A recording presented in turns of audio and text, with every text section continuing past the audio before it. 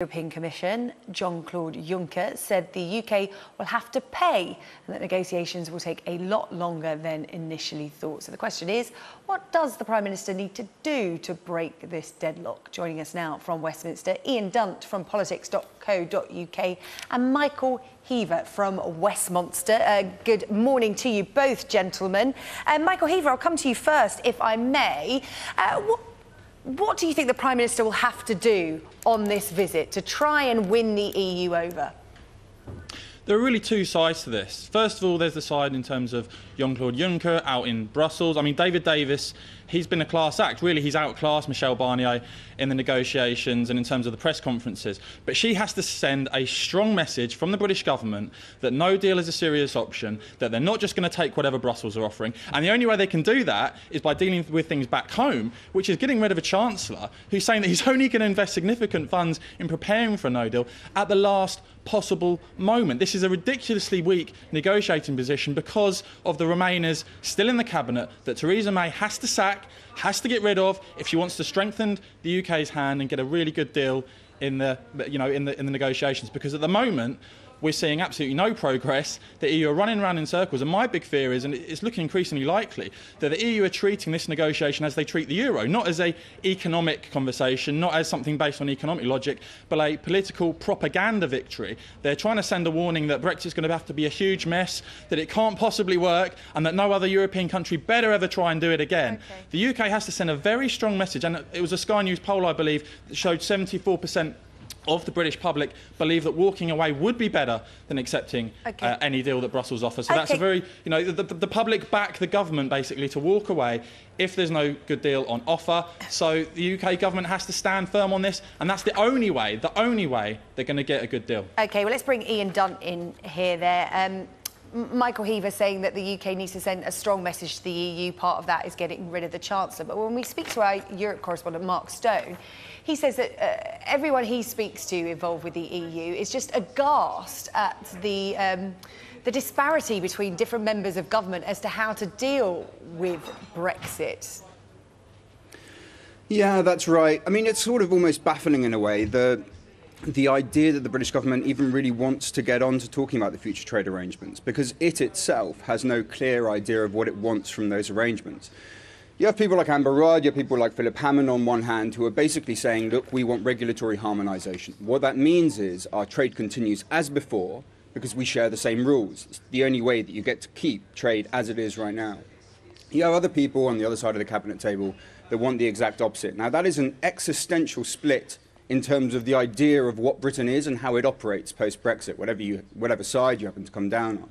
And until we have a clear idea of what we want from that, it's not really obvious why on earth we'd want to move on to the next phase as it is. I mean, Theresa May did her Florence speech the other day, where she sort of alluded to these two sort of ideas and then backed away from them without making any judgment. She has no authority to come down on one side or the other. Nobody else seems to be able to do so either. So frankly, yeah, our main problem is, it's most certainly not Philip Hammond. But certainly not anything like that. Our real problem is that we don't know what we want, not as a cabinet, not as a government, and I would say even not as a country.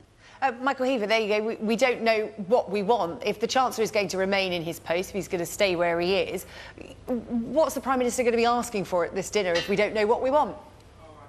Well, Ian makes a good point, actually. There's no cohesive narrative that's been developed by the government, and the reason that you've got that is because all the people around the cabinet table believe in different things. Even the Prime Minister still says that she refuses to say she'd vote for Brexit now. I think the only way forward really is to have a big cull of the Remainers, and what we need is people I call evangelical leavers, people that really believe in this, that have a track record, that are credible, that have a cohesive belief, that can sell the narrative, sell the dream, create some excitement. At the moment, the government, it's full of people that are reluctantly pushing Brexit. Can the government afford a big cull, Ian? Because if the EU are looking at the government and saying it's chaotic, that's going to send an even worse message, isn't it? No, well, they can't. I mean, look, that kind of idea basically comes down, if only we believed hard enough, this would all go away. These are not problems of belief that we face. So, I mean, if you take something like, for instance, Euratom, the trouble is, if you pull out of the EU with no deal, we have no ability to transport nuclear materials. Now, that means that when people have radiotherapy for something like prostate cancer, those materials won't be available. If you take something like Open Sky, that basically would mean that the only way that an airline could fly anywhere is to its country of origin in the EU. That again would be severely detrimental to the UK aviation industry. Most pilots' unions say that it would be catastrophic. These are not problems of belief. These are fundamentally technocratic problems that we need to work through. Just shouting, "You're not believing hard enough," and running away from the table doesn't get us anywhere. In fact, what it threatens is a truly, truly quite bleak picture for the UK. Michael, I know you're trying to get in on that, so I'll let you speak. Go on. Yes, please. No, I mean, look, we need a Chancellor who's prepared to say, we're preparing for a no deal. I'm putting significant resources in it now on the basis that we are expecting a no deal. And if we get a deal, then that obviously will help. But the only way we're going to get a good deal is if the EU take the threat seriously, that we are investing now, we are preparing now to get out of the EU without a deal. And you have to have people fundamentally that believe in it. And, you know, the Conservative Party has an existential crisis here because their popularity in coming years is going to be on the basis of how they perform on Brexit. And, you know, the Sky News poll showed that 74% of the public think that the British would back the British government to walk away if the only deal on offer is a bad deal. There's a complete gap here between the sort of Westminster groupthink and out there in the country. The country would back a British government that was investing billions now to walk away if there was a deal on offer from the EU that wasn't in our national interest. All right, let's just bring EU in there. And that's the only way we're going to get a deal. Have the EU got a better poker face than we have? Are they actually more scared of a no deal than we are? No, it's not about having a poker face. They've just simply got a more advantageous negotiating posture. And that's for good reason. I mean, look, the Remainers that now apparently have to be culled from Cabinet and everywhere else have been making these warnings for some time, which is basically that we don't have the regulatory infrastructure in order to maintain our economy in a no-deal scenario. So let's say that in March 2019 we drop out. We fall out of what controls our airlines. We fall out of what controls our nuclear industry. We fall out of our customs arrangements. Now, that is not the case for the EU. That's part of the reason that this poker metaphor that's always been used has been so unhelpful. And another part of the reason that the no-deal idea is so unhelpful, because it suggests that if you have no deal, you go back to something resembling the status quo, but you don't. If you have no deal, you go back to losing all of your legal arrangements for how your economy operates. That's why anyone that understands the situation says this is not the path you want to go down. Now, we can say Philip Hammond should prepare, but let's be very clear about something.